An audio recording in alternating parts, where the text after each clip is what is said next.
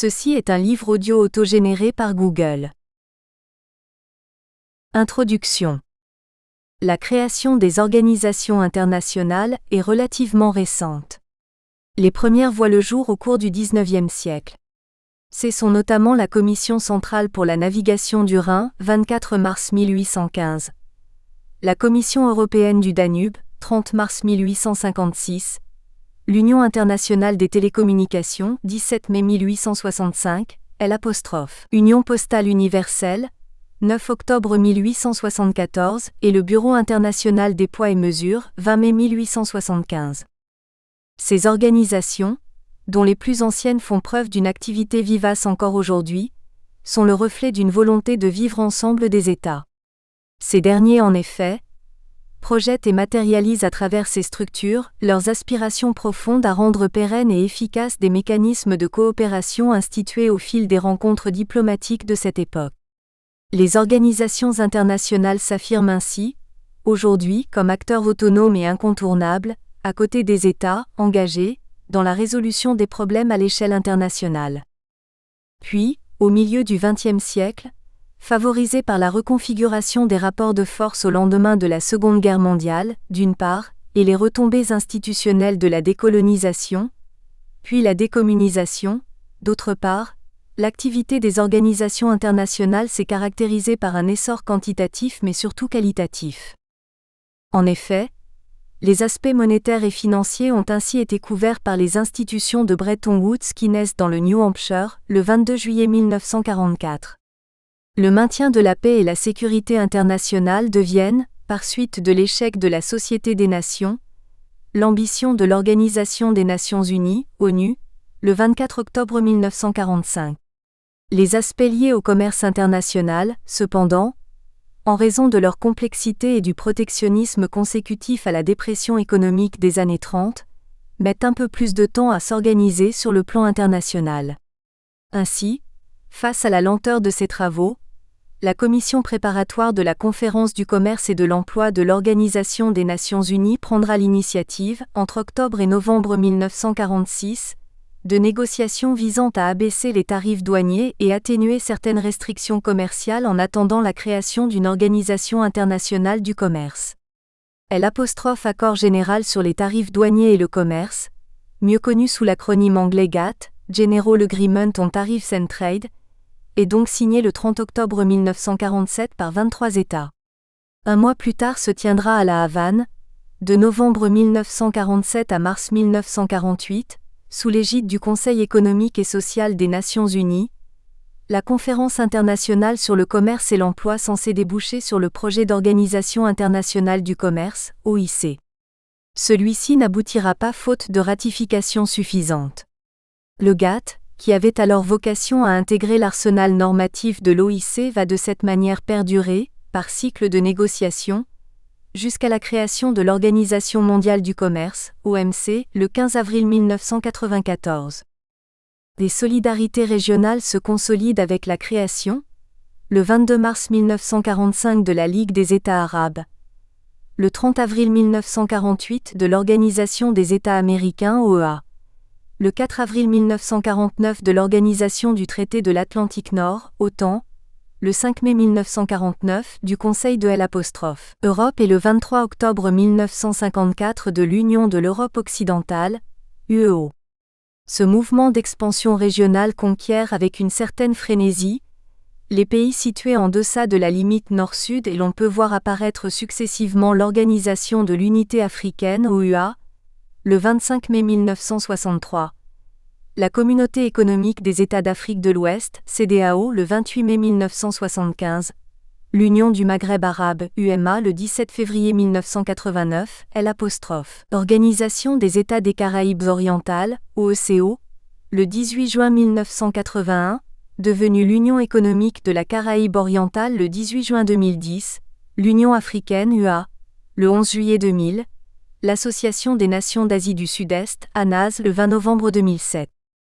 Des traits communs relient chacune de ces organisations internationales, au-delà de l'histoire et de la géographie.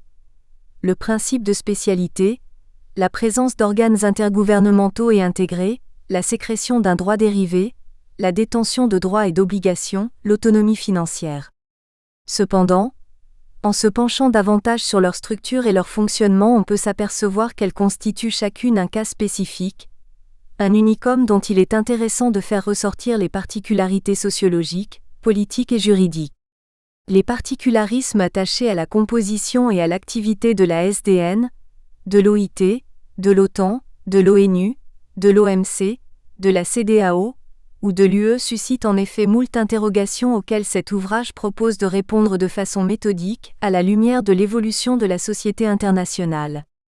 Les droits institutionnels et matériels de ces organisations étant ainsi appelés à servir de trame de fond dans la formulation de ces réponses. Ce travail d'analyse se situe également à la croisée des chemins entre droit international et relations internationales. Avant tout parce qu'il présente les organisations internationales dans leur diversité thématique: paix, sécurité, justice, économie, finance, développement, environnement. Ensuite parce qu'il articule la réflexion sur le postulat d'une volonté démonstrative de puissance des États souverains sur la scène internationale, décrite par les courants de pensée structuralistes, réalistes notamment développés par Hans Morgenthau, Politics Among Nations, The Struggle for Power and Peace, 1948, et néo-réalistes conduits par Kenneth Waltz, Theory of International Politics, 1979. En même temps, il met en relief la verticalisation progressive, mais inexorable, de la communauté internationale commentée par les théories fonctionnalistes de David Mitray, A Working Peace System, en argument for the Functional Development of International Organization, 1943, et néo-fonctionnaliste d'Ernst Haas, The Uniting of Europe, 1958. Son intention véritable est d'introduire le lecteur étudiant, chercheur ou praticien, aux notions et principes fondamentaux qui encadrent et guident l'organisation constitutionnelle et l'activité opérationnelle et technique des organisations internationales. Il offre, de la sorte, une grille de lecture qui permet de comprendre et déchiffrer le comportement des différents acteurs impliqués dans l'institutionnalisation de la communauté internationale, en convoquant les références historiques et politiques qui s'imposent. La méthode empruntée est simple et didactique, elle est avant tout juridique, fondée sur l'analyse des traités, de la jurisprudence et des textes issus de la doctrine, elle s'appuie sur l'exégèse et la téléologie.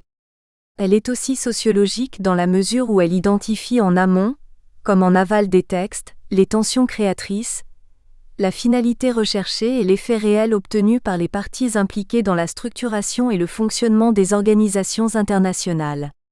Des exemples concrets d'organisations internationales seront analysés comme autant d'illustrations, permettant de comprendre les raisons du succès, de la léthargie ou du dysfonctionnement de ces organisations. Enfin, la lecture de cet ouvrage demande de ne pas perdre de vue deux réalités fondamentales liées à la structure et au fonctionnement des organisations internationales. La première est que ce sont les États qui créent et font fonctionner les organisations internationales. Leurs forces et leurs faiblesses y sont ainsi répercutées.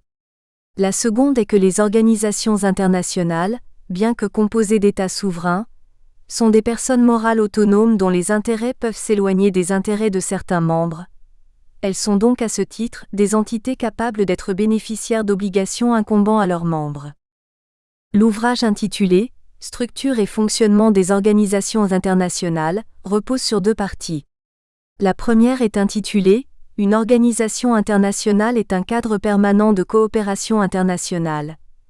Elle met l'accent sur la définition de l'organisation internationale, chapitre 1, sa classification, chapitre 2, sa composition, ses modes de décision et le financement de ses activités, chapitre 3. La seconde partie est formulée comme suit. Une organisation internationale est une personne juridique internationale. Elle fait ressortir le contenu de la personnalité juridique de l'organisation sur le plan interne et international, chapitre 1. Elle relève les compétences qui y sont attachées, chapitre 2. Et enfin présente l'articulation de ses rapports avec les États et tierces parties à travers les accords de siège, les privilèges et les immunités, chapitre 3. Première partie. Une organisation internationale est un cadre permanent de coopération internationale. Intergouvernementale, Les premières organisations internationales sont appelées commissions fluviales, unions administratives, bureaux internationaux. Elles apparaissent au cours du XIXe siècle et organisent la verticalisation intéressée des rapports pacifiques et coordonnés entre groupes d'États au sein de la communauté internationale. Le Pacte de la Société des Nations, SDN 28 juin 1919, illustre bien cette première observation. Tous les bureaux internationaux antérieurement établis par traité collectif seront, sous réserve de l'assentiment des parties, placés sous l'autorité de la Société. Tous autres bureaux internationaux et toute commission pour le règlement des affaires d'intérêt international qui seront créés ultérieurement seront placés sous l'autorité de la Société. La Commission centrale pour la navigation du Rhin, instituée par l'annexe 16 Bell de l'acte final du Congrès de Vienne du 24 mars 1815, figure parmi les plus anciennes organisations intergouvernementales. Elle a fonctionné à ses débuts comme une conférence diplomatique avant que l'acte de Mannheim du 17 octobre 1868 et le traité de Versailles du 28 juin 1919 ne lui reconnaissent une personnalité juridique, des pouvoirs propres, un processus de décision spécifique et une administration autonome. Paul Reuter et Jean Charpentier relèvent que les organisations internationales sont une forme de prolongement institutionnel de l'activité des conférences internationales. D'épisodique, la conférence internationale devient périodique, puis, par l'intermédiaire d'un secrétariat, elle acquiert une certaine permanence. Par exemple, périodique, la quadruple alliance qui naît le 20 novembre 1815, un mois après la signature du pacte de la Sainte Alliance, 26 septembre 1815, met en œuvre un système de congrès entre 1815 et 1925. L'article VI, en effet, indique que pour assurer et faciliter l'exécution du présent traité, et consolider les rapports intimes qui unissent aujourd'hui les 4 souverains pour le bonheur du monde, les hautes parties contractantes sont convenues de renouveler, à des époques déterminées, soit sous les auspices immédiats des souverains, soit par leurs ministres respectifs, des réunions consacrées aux grands intérêts communs et à examen de mesures qui, dans chacune de ces époques, seront jugées les plus salutaires pour le repos et la prospérité des peuples, et pour le maintien de la paix de l'Europe. Ainsi, dès leur apparition, les organisations internationales traduisent le volontarisme des États pour rendre pérenne et structurelle leur conduite coopérative. Elles se présentent comme le résultat de la maturation de la vie internationale, qui est progressivement passée d'un état d'anarchie à un état de rapport coordonné entre souverainetés étatiques. Pour cette raison, leur définition et la détermination de leurs caractéristiques restent fondamentales à la compréhension de leur structure et fonctionnement. Chapitre 1. La définition des organisations internationales permet de ce fait de comprendre que celles-ci reposent fondamentalement sur un principe de spécialité qui les différencie les unes des autres tout en générant une classification en catégories que l'on peut distinguer. Chapitre 2. Enfin, la définition et la classification des organisations internationales conduisent d'une façon certaine à considérer les questions liées à leur composition, au mode de décision et au financement des activités de leurs organes, susceptibles de mettre en lumière le jeu des tensions politiques qui les animent quotidiennement. Chapitre 3. Côte à côte, ces angles d'approche font ressortir les contours de l'organisation internationale et la présentent comme un cadre permanent de coopération internationale. La lecture du préambule de la plupart des organisations internationales le confirme. En effet, la Charte des Nations Unies, ONU 24 octobre 1945, indique que l'organisation est un centre où s'harmonisent les efforts des nations vers des fins communes. L'accord instituant l'Organisation mondiale du commerce, OMC 15 avril 1994, mentionne que cette organisation servira de cadre institutionnel commun pour la conduite des relations commerciales entre ses membres. Le traité révisé de Basse-Terre instituant l'Union économique de l'Organisation des États des Caraïbes orientales, OECO. 18 juin 2010, signale parmi ses objectifs principaux To be an institutional forum to discuss and facilitate constitutional, political and economic change necessary for the successful development of member states and their successful participation in the regional and global economy. Enfin, le traité révisé du 16 février 2013 de la Communauté des États sahélo-sahariens, CENSAD 4 février 1998, rappelle que l'action commune dans la complémentarité est la meilleure voie pour l'intégration. Chapitre 1. La définition des organisations internationales. Le professeur Joe Verhoeven définit les organisations internationales, en fonction de leur finalité, comme des associations d'États constituées pour répondre aux besoins qui expliquent et justifient leur création. Cette définition, quoique circulaire, a néanmoins l'avantage d'expliquer le foisonnement institutionnel qui caractérise aujourd'hui la scène internationale, en particulier l'appétence de certains États qui participent au fonctionnement d'un nombre impressionnant d'organisations internationales, régionales et sous-régionales. L'action est ici à la mesure de l'intérêt.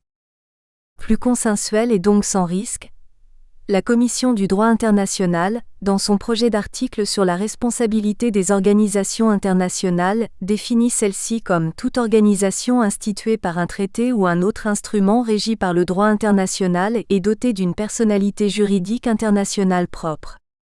Seront associés à ces deux définitions 3 déterminants majeurs: un axe sémantique et juridique section 1, un axe participatif section 2 et un axe historique section 3. Section 1. Un axe sémantique et juridique. L'expression organisation internationale est communément utilisée dans le langage courant pour désigner la structure et le fonctionnement d'institutions telles que l'ONU, la CPI, l'OADA, la CEDEAO, l'UA. Mais étymologiquement et sémantiquement, elle devrait recouvrir une réalité beaucoup plus large. En fait, le Centre national français des ressources textuelles et lexicales définit par organisation l'action d'organiser quelque chose ou le résultat de cette action. En matière d'organisations internationales, la double approche sémantique et juridique est intéressante dans la mesure où elle distingue, au-delà du sens ou du signifié, un entendu juridique à l'expression. Selon le professeur Charles Zorgbibe, le juriste entend par organisation internationale les seules organisations intergouvernementales. Cependant, le volet sémantique seul ne peut rendre compte de la définition des organisations internationales. Il est par exemple reconnu que le Comité international de la Croix-Rouge n'est pas une organisation internationale au sens propre, pas plus que l'Organisation internationale des commissions de valeurs, créée en 1974, n'en est une, en dépit de son intitulé. Il s'agit à proprement parler d'institutions internationales, expression générique intégrant les organisations internationales. Aussi peut-on avancer que si toutes les organisations internationales sont nécessairement des institutions internationales, le contraire n'est pas toujours avéré.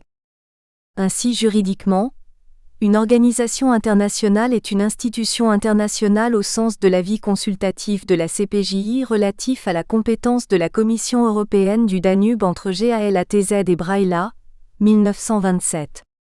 Par conséquent, les institutions spécialisées rattachées à l'Organisation des Nations Unies sont autant d'organisations internationales. L'axe sémantique et juridique amène donc à rechercher, d'une part, dans les conventions internationales, la jurisprudence et la doctrine le sens qui est donné à l'expression organisation internationale, 1, et d'autre part, le sens qui est accordé à chacun de ces éléments constitutifs, 2. 1. Les conventions internationales, la jurisprudence et la doctrine. Les conventions internationales seront abordées sous le point A, la jurisprudence et la doctrine sous le point B. A. Les conventions internationales. Le droit conventionnel donne une définition synthétique, non analytique, des organisations internationales. Selon la Convention de Vienne sur le droit des traités du 23 mai 1969, en effet, l'expression organisation internationale s'entend d'une organisation intergouvernementale. La Convention de Vienne sur le droit des traités entre États et organisations internationales ou entre organisations internationales du 21 mars 1986, non en vigueur à ce jour, propose une définition identique. Cette définition, qui met en avant la qualité des membres d'une organisation internationale, permet de comprendre que pour être qualifiée d'intergouvernementale, celle-ci doit reposer sur la présence d'au moins 2 États. 2 considérations majeures méritent d'être soulignées à ce stade. La première est que certaines organisations internationales parmi lesquelles figure l'Organisation des Nations Unies, ne reconnaissent la qualité de membre qu'aux seuls États, 2. La seconde tient au fait qu'il est envisageable qu'une organisation internationale soit le résultat d'un traité fondateur passé entre une organisation internationale et un État. C'est notamment le cas de l'accord signé le 16 janvier 2002 entre l'Organisation des Nations Unies et le gouvernement sierra-léonais, sur la création d'un tribunal spécial pour la Sierra Leone, et celui de l'accord du 29 mars 2006 passé entre l'Organisation des Nations Unies et la République libanaise sur la création d'un tribunal spécial pour le Liban. Pour sa part, la Convention de Vienne sur la représentation des États dans leurs relations avec les organisations internationales de caractère universel du 14 mars 1975, non en vigueur à ce jour, entend par organisation internationale de caractère universel l'Organisation des Nations Unies, ses institutions spécialisées, l'Agence internationale de l'énergie atomique et toute autre organisation similaire dont la composition et les attributions sont à l'échelle mondiale. Enfin, la Convention de Vienne sur le droit des traités entre États et organisations internationales ou entre organisations internationales du 21 mars 1986, non encore entrée en vigueur, étend davantage la portée de cette définition qu'elle applique également aux traités entre organisations internationales. La création de l'Institut multilatéral de Vienne, joint Vienna Institute, rentre dans le cadre de cette hypothèse puisqu'il est créé comme une organisation régionale de formation et de renforcement des capacités dotée d'une pleine capacité juridique par les institutions suivantes. I. La Banque européenne pour la reconstruction et le développement. 2. La Banque internationale pour la reconstruction et le développement et 3. Le Fonds monétaire international, IV, la Banque des règlements internationaux EV, L'. Organisation de coopération et de développement économique. B. La jurisprudence et la doctrine. À la différence du droit conventionnel, la jurisprudence et la doctrine adoptent une démarche analytique et systémique consistant à étayer les éléments constitutifs de l'organisation internationale, tout en mettant en évidence les interactions coordonnées qui la mouvementent. Pour la jurisprudence, celle-ci recouvre deux étapes. Elle additionne, d'une part, les différents éléments constitutifs d'une organisation internationale. Dans son avis consultatif du 8 décembre 1927, relatif à la compétence de la Commission européenne du Danube entre GALATZ et Braila, la Cour permanente de justice internationale énumère les caractéristiques fondamentales suivantes. A. La Commission européenne du Danube n'est pas un État mais une institution. B.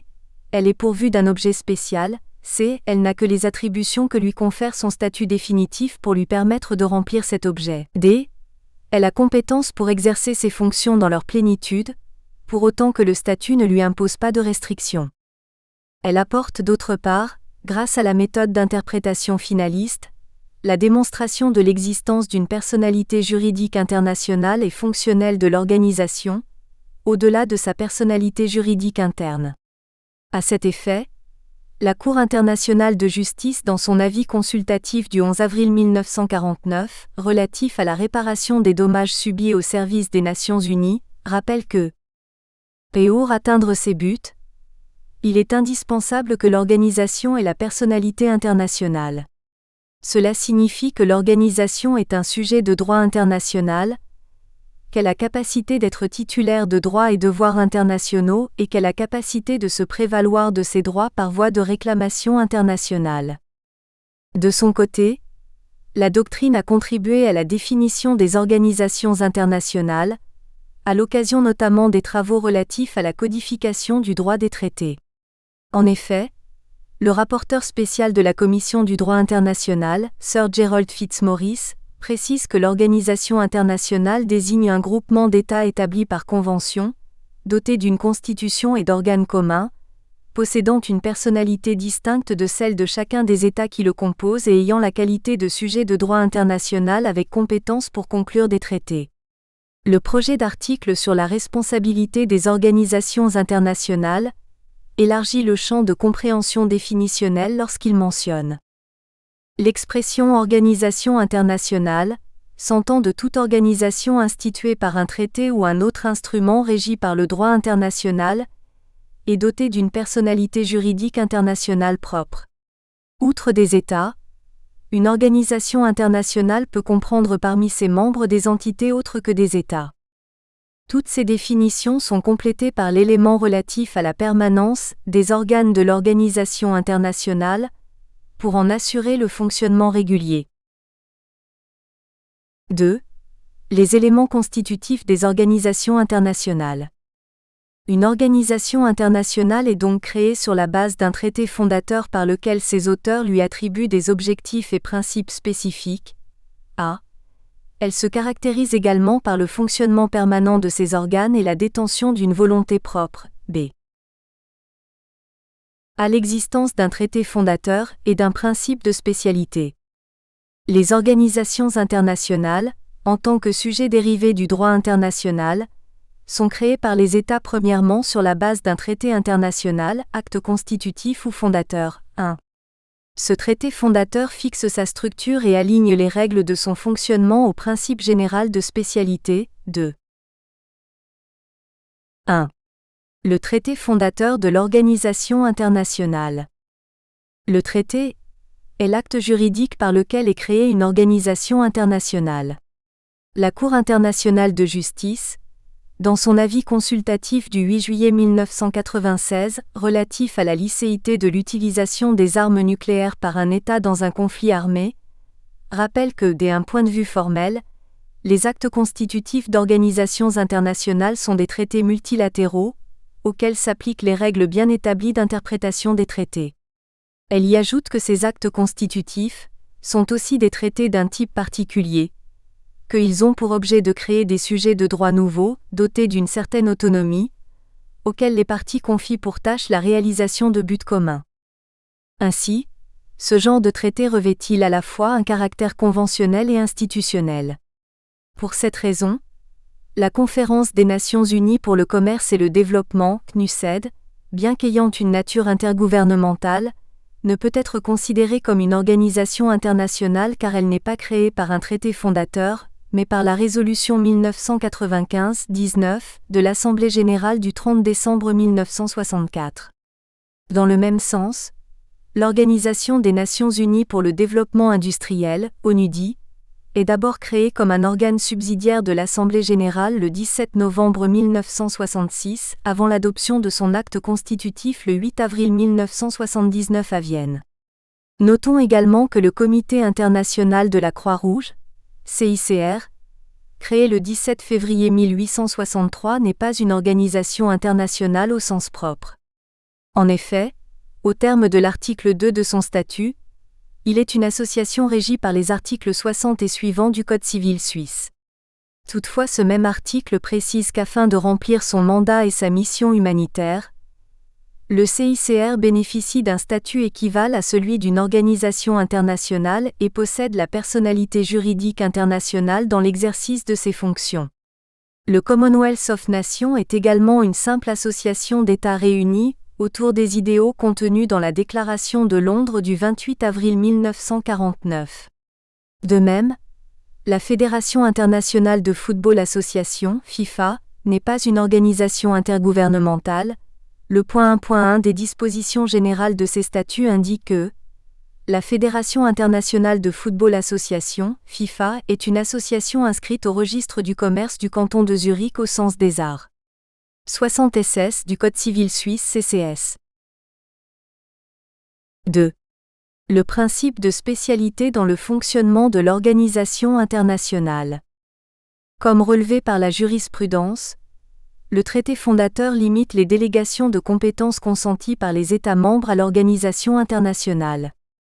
Alors qu'un État possède, dans leur totalité, les droits et devoirs internationaux reconnus par le droit international, les droits et devoirs d'une entité telle que l'organisation doivent dépendre des buts et des fonctions de celle-ci, énoncés ou impliqués par son acte constitutif et développés dans la pratique.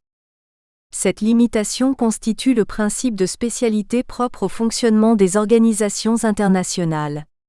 La CPJI souligne cette limitation à propos de la Commission européenne du Danube qu'elle qualifie des « institutions internationales pourvues d'un objet spécial ». La CIJ la relève expressi verbis dans l'avis consultatif relatif à la licéité de l'utilisation des armes nucléaires par un État dans un conflit armé. Les organisations internationales sont régies par le principe de spécialité, c'est-à-dire doté par les États qui les créent de compétences d'attribution dont les limites sont fonction des intérêts communs que ceux-ci leur donnent pour mission de promouvoir.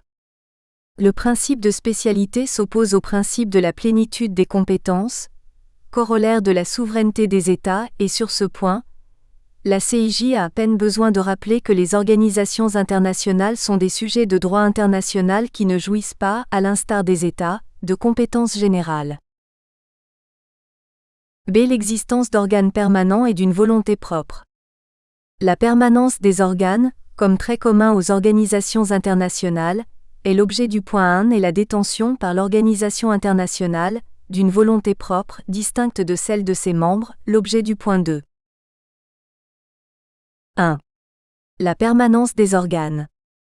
Une organisation internationale est composée d'organes qui, placés en interaction les uns avec les autres, forment une structure opérationnelle. Sa pérennité dépend donc tout naturellement de celle de ces organes, dont le fonctionnement doit être régulier et permanent. La permanence des organes est donc un des... Nous espérons que vous avez apprécié cet aperçu. Pour continuer à écouter ce livre audio sur Google Play Livres, utilisez le lien dans la description de la vidéo.